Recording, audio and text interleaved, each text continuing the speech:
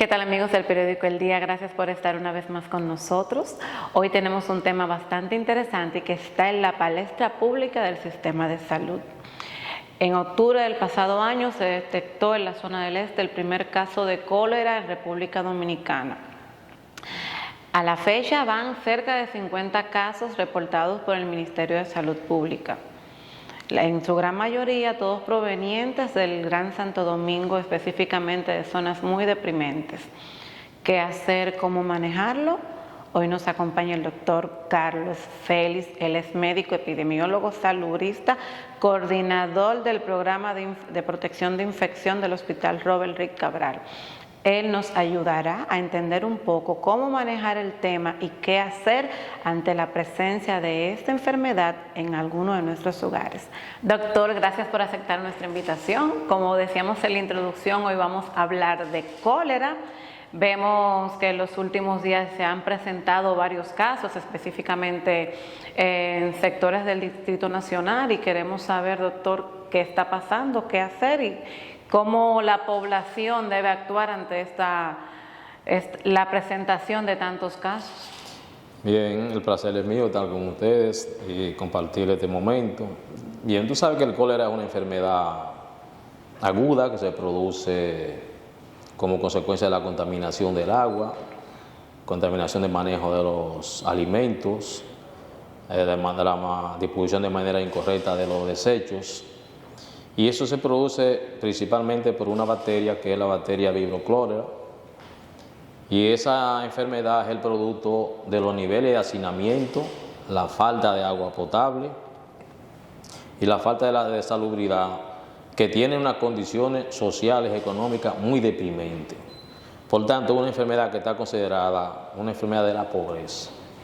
No es una enfermedad que, aunque no es exclusiva de ese sector, pero tiene preeminencia hacia ese sector por la condición económica, sociales y medioambiental en que se desenvuelve. Entonces, los países que presentan ese tipo de enfermedad son países que tienen un nivel de cuestionamiento a nivel internacional, porque refleja una falta, además de esos servicios principales, una inequidad desde el punto de vista de la distribución de la riqueza. Entonces, los países que presentan el cólera se le llama la atención, y principalmente aquellos que están relacionados y cuya dependencia de manera significativa está vinculado, por ejemplo, a turismo, que tiene una parte de imagen pública a nivel nacional e internacional. Entonces los países se cuidan de que se hable de que hay presencia en su territorio de este tipo de problemas. Además de la pobreza, que se mide por el nivel de hacinamiento, por la falta de agua potable, por el manejo incorrecto de los desechos, hay un problema que se vincula también a elementos de guerra de países. Donde hay guerra también hay un problema de posibilidad de desarrollo del cólera, porque los servicios se deterioran en la mayoría. Otro fenómeno que también puede generar esta enfermedad es los fenómenos atmosféricos vinculados a ciclones, a tormentas, a huracanes, que también lesionan los servicios básicos, principalmente la disponibilidad del agua, y eso crea condiciones para generarse este tipo de enfermedad. Por tanto, estamos hablando de una enfermedad que es preocupante, que debe llamarle la atención a cualquier país donde se produzca, porque es raro que eso se produzca en los países que le llaman desarrollados, los países o de primer mundo, que según dicen ellos, pero en países como nosotros es raro. Ya nosotros tuvimos una gran epidemia a raíz del problema que sucedió en Haití en el 2010. Eso, el 19 fue más o menos que pudo haberse resuelto, pero ya en República Dominicana hasta el día de hoy ya van muchos casos reportados, alrededor de 50, lo que han podido detectar las autoridades. Y eso ya es llamativo, porque en principio quiso decirse, porque el primer caso que se reportó fue un caso alrededor de la Romana. Sí, en la zona del este. De la Romana en octubre, pero el mes de octubre, y fue una nacional haitiana, y se quiso relacionar el cólera en República Dominicana con los nacionales haitianos como parte de ese prejuicio que hay con Haití. Incluso he visto a algunas autoridades diciendo que el caso de del cólera aquí está vinculado a la situación de Haití. Eso es totalmente descontextualizado, no responde eso a una verdad técnica ni científica, ni epidemiológica sanitaria, porque la mayoría de los casos no son de nacionalidad haitiana, son dominicanos y dominicanas, desde infantiles hasta personas ya adultas, que tienen condiciones de hacinamiento evidenciado ahí, que le levanta la falda al sistema, como dice la persona. Entonces, cólera hay en República Dominicana, en cualquier lugar donde esas condiciones sociales, económicas existan. Lo que pasa es que detectarlo es un poco difícil, salvo cuando no hay brote, porque la mayoría de los cuadros clínicos del cólera cursan de una manera leve o moderada, y la gente la trata tomando mucho líquido, tomando limón, no crea una deshidratación abundante y aguda, que es lo que genera preocupación. No se produce en personas que tienen condiciones de salud comprometedoras, como son los diabéticos, los hipertensos, los obesos, los niños, personas con problemas renales, cardiovasculares, y entonces se maneja hidratándose como se hacen los dominicanos, automedicándose. Y hay un % de esa enfermedad que sí genera un cuadro clínico muy preocupante, porque genera una diarrea que en menos de una hora tú por cada hora eliminas más de 1 litro de agua, y eso en alrededor de 72 horas, si tú no repones esa cantidad de líquido, entonces la persona puede morir por un shock hipovolémico, o sea, por una disminución de la cantidad de líquido en los vasos sanguíneos, y eso genera una falta de funcionabilidad de los riñones, del corazón, y eso entonces es lo que genera la problemática de aumento de la mortalidad. Ok, doctor, y ante estas variables que usted mencionaba al principio, la falta de agua potable, el hacinamiento, que es un factor común que tienen los sectores de acá del Distrito Nacional donde se han identificado casos, ¿qué hacer entonces las autoridades? Bueno, las autoridades van a hacer lo que en estos momentos están tratando de ver, cómo resuelven el problema del brote. Brote que en cualquier país del mundo y para cualquier sistema de salud, cuando una enfermedad no existe o es endémica y se presenta un brote, eso te da una idea a ti ya que el sistema de vigilancia de ese país fracasó porque no pudo evitar que ese microorganismo que genera la enfermedad no penetre tu territorio para tú tratar de que no se genere la enfermedad, o fracasó porque una vez llegado al territorio tú no tuviste capacidad de identificarlo a tiempo para que no se te expanda desde el punto de vista territorial, y fracasó porque una de las comprobaciones cuando un sistema de vigilancia fracasa desde el punto de vista epidemiológico y sanitario es cuando ya está en el territorio, y entonces son las condiciones sociales, económicas y medioambientales que determinan la expansión de la actividad. Como este es un país que tiene un sistema de salud estructurado desde el punto de vista vertical y no horizontal, cuya base debería ser una estrategia de atención primaria en salud que no existe,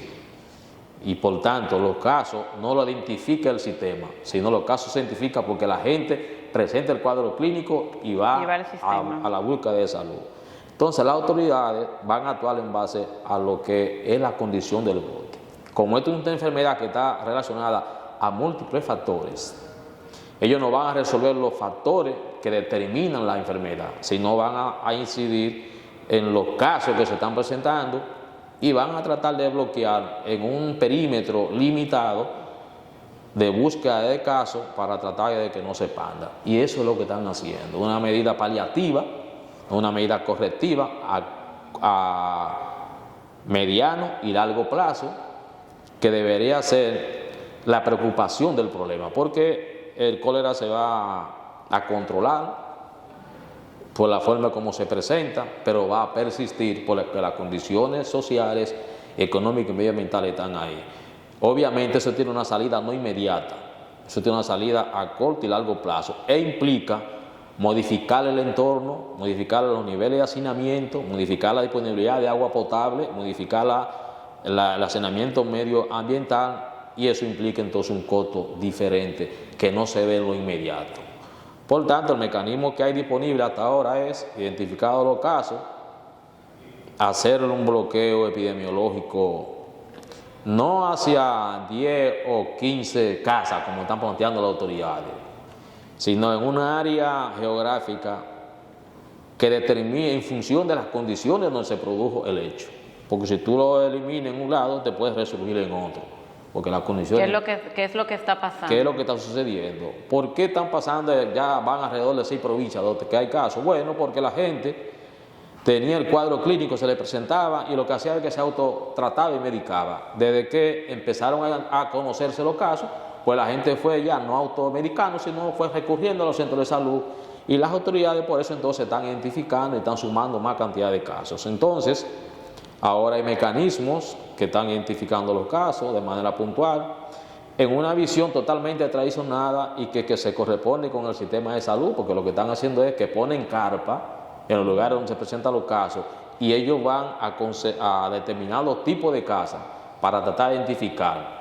Contrario debería ser si el sistema de salud hubiese estado estructurado en una estrategia de atención primaria en salud, donde no sea la gente que vaya a la carpa, sino ya el sistema de salud debería tener ya un dominio desde el punto de vista de los diferentes problemas de salud que tiene esa comunidad, y tú puedes estar seguro que nunca se habrá desarrollado un brote si existiese en el país ese tipo de sistema de salud que no es el que tenemos. Doctor, ¿y qué tan mortífera, porque el cólera puede matar, qué tan mortífera es la enfermedad de no ser atendida a tiempo? Tiene una alta tasa de mortalidad de alrededor de un 50%.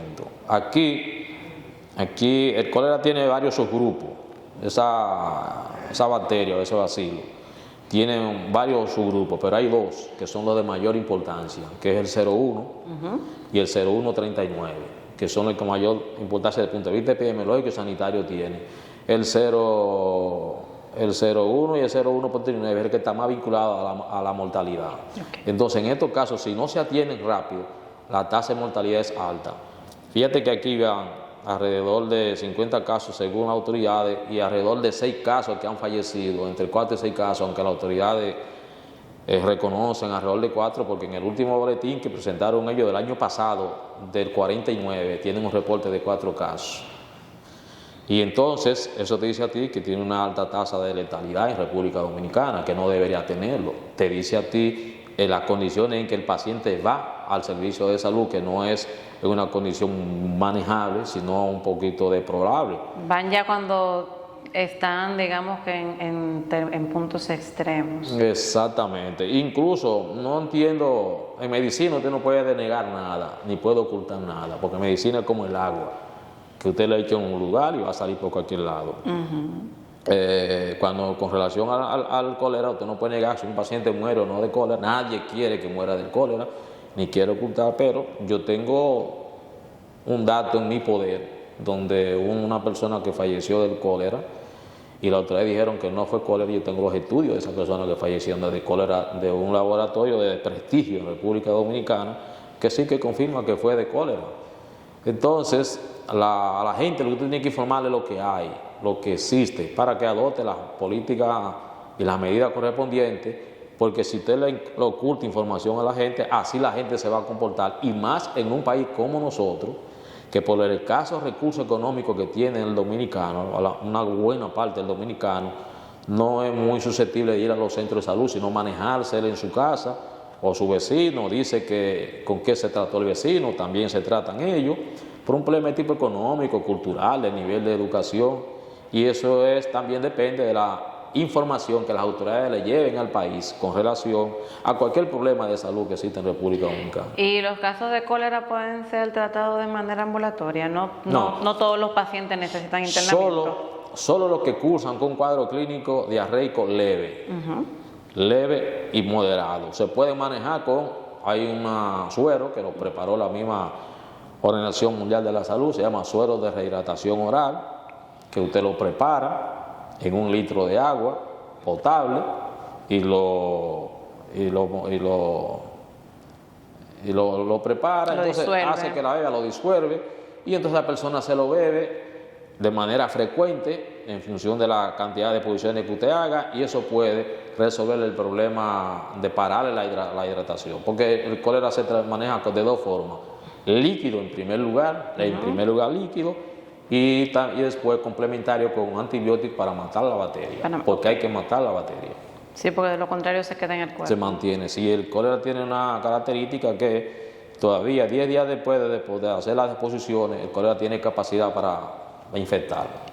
A infectar a otras personas. A otras personas, exactamente. O sea, que hay que matar la bacteria. De ahí su alto nivel de contagio. Correcto, correcto. Si usted no elimina los focos de contaminación, usted va a tener el microorganismo alrededor de 10 días con posibilidades de contaminar. Si usted no adopta los mecanismos de eliminación, de saneamiento, lavarse las manos bien cada vez que usted va a las posiciones, eso es fundamental. Entonces estamos hablando de... Mencionábamos primero los niveles de hacinamiento. Sí. Una casa donde viven 7 personas, que haya un miembro de la familia que tenga esa condición, que tal vez no tiene los niveles de agua potable necesarios, porque usted sabe que en la mayoría de los sectores deprimidos del Distrito Nacional y de muchos barrios en las provincias no cuentan con sistema de agua potable. No, entonces, y a veces tiene hasta letrina, ni siquiera inodoro. Exacto, entonces estamos hablando de cómo es una enfermedad, dura tantos días la bacteria viva. Sí, con capacidad de infectar. Wow, entonces hay que tener cuidado, como dice el doctor, Claro. lavarse las manos, hervir el agua. Sí, hay que hervir el agua, tiene que lavarse las manos con frecuencia cada vez que usa uno el baño.